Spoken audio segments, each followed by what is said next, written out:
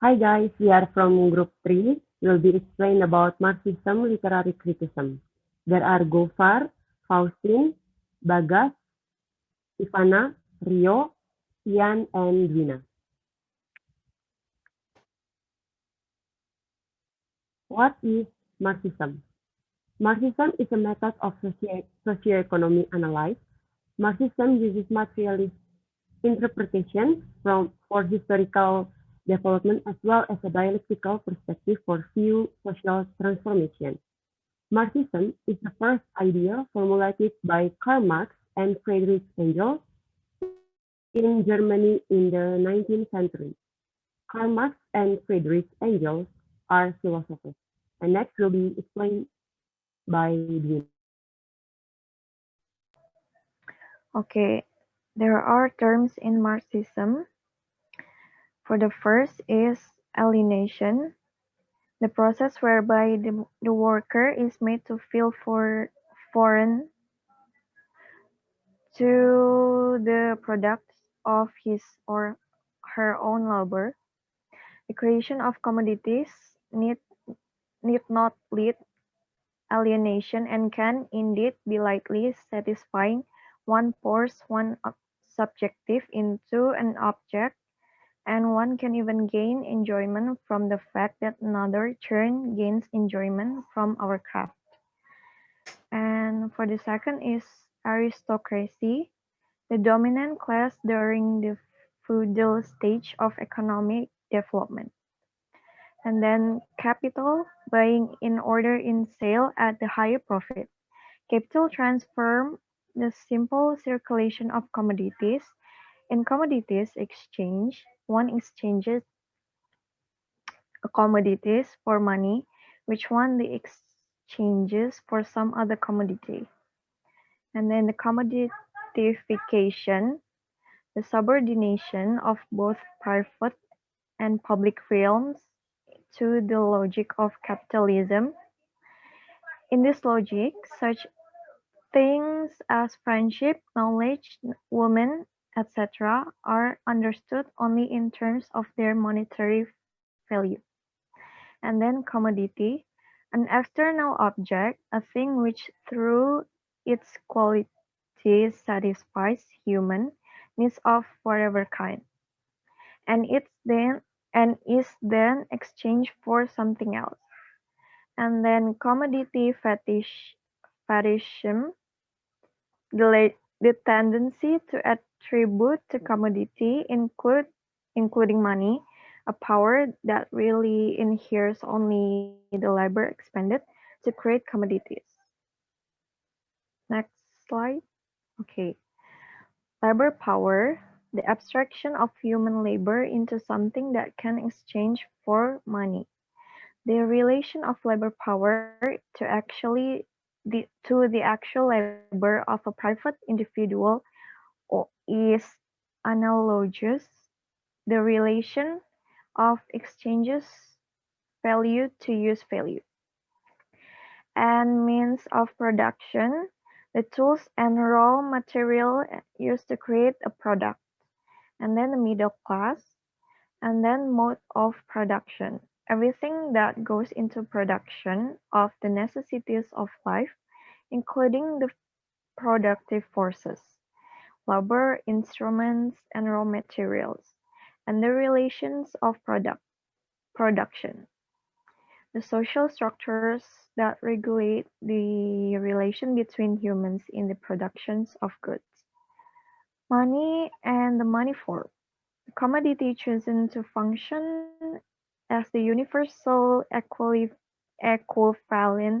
for all other commodities. And then I will explain how Marxism began. It began from the man himself, Karl Marx, that born in 1818 to 1883, and he is a German philosopher, economist, historian, sociologist, political theorist, journalist, and socialist revolutionary, and a big critic of capitalism system.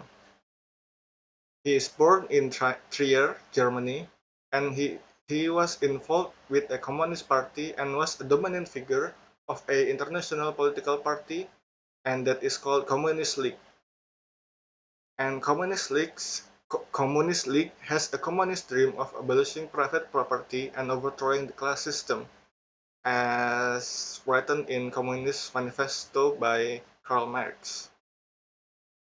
And then we have top 10 books of Karl Marx, such as the Communist Manifesto, Capital, or the original German title Das Kapital, Economic Philosophic Manuscript of 1844, Grundrisse, Selected Writings, The German Ideology, Wage Labor and Capital, a contribution to the critique of political economy, The 18th Brumaire of Louis Bonaparte, and The Poverty of Philosophy.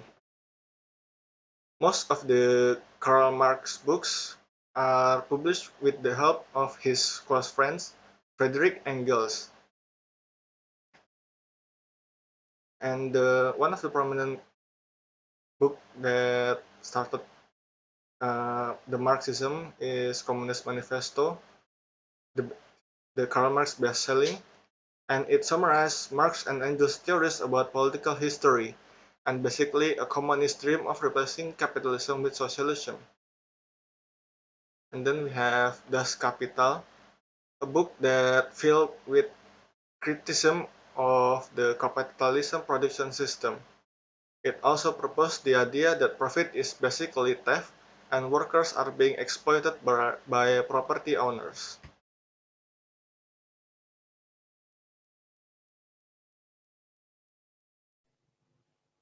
Okay. Now we are going to talk about the prominent figure of Marxism and their theories.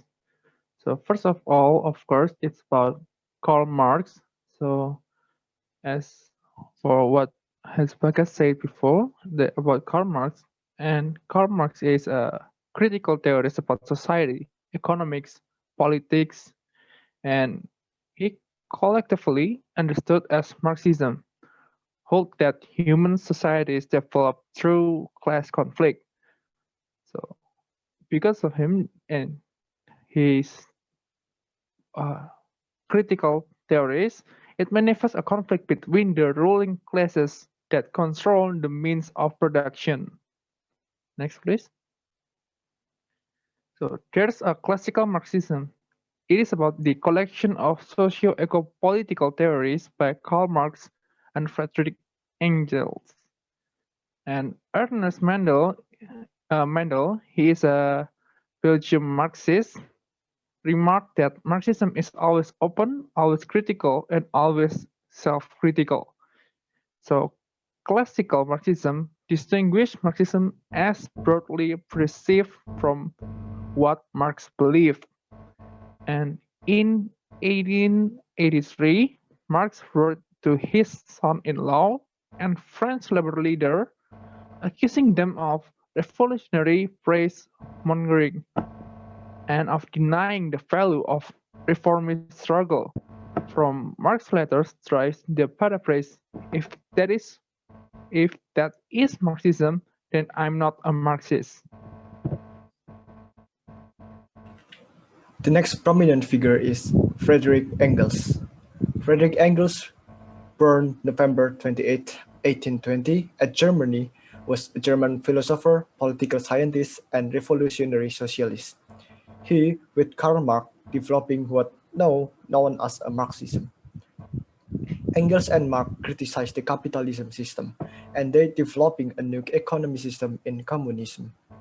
The condition of the working class in England, the Communist Manifesto, and its volume of Das Kapital are their most famous work. After Marx's death in 1883, Engels edited and published the fourth volume of Das Kapital. And here are some of Engels' most famous work were collaboration with Karl Marx. The first one is The Holy Family. This book was a critique of the Hegelian trend making advance in academic circle at the time. And the second one is Condition of the Working Class in England. This book about a detailed exposition of the working condition in Britain during Engels' stay in Manchester. And the third is the origin of the family, private property, and the state. This is about Engels' first piece after Marx's death and last publication before his own passing. And then the last one is Das Kapital. This one is about one of the earliest and most scathing critics of modern capitalism.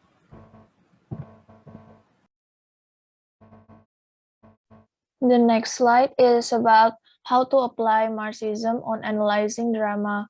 Marxism can be represented as basic theories that relate with social and economic conflicts. In literary theory, a Marxist interpretation reads the text as an expression of contemporary class struggle. In socioeconomic aspect, people usually call it the bourgeoisie, the capitalists who own the means of production or upper class, and the proletariat or working class who must sell their own labor power. When people read literary works, it is not simply a matter of personal expression or taste. It somehow relates to the social and political conditions of the time.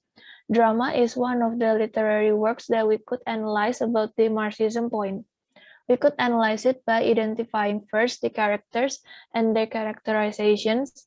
After identifying all of the characters from the drama, we can analyze the core problems, the external and internal conflicts that made up the story. Next is one of the example of literary work that has Marxism aspect is the prose named The Knuckles by Guido Maupassant. This story is about eh, this story is about Mathilde Louisley, a middle class woman who want to have uh, a wealthy lifestyle. The main character realizes that upper class people will be highly viewed as an important people, just like the bourgeois, and can be easily noticed by people. That is why Mr. Lois want to live a wealthy lifestyle so that she could be the part of upper class family. Another example come from drama The Proposal by Anton Chekhov. The story has background in Russia, and it is about Ivan, a young landowner, proposing to Natalia, the daughter of landowner named Chubukov. This drama includes comedy or satire by making fun of their marriage. In Russia, marriage was a mean of economic stability for most people. People mostly marry because they are materialists and want to satisfy the material needs. Russian people marry to gain wealth and position or to satisfy their social pressure.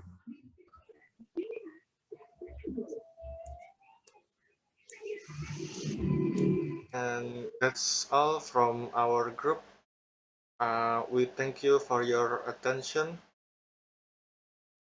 and thanks again for watching our presentation. Sudah? Thank you. Dah nih. Wah,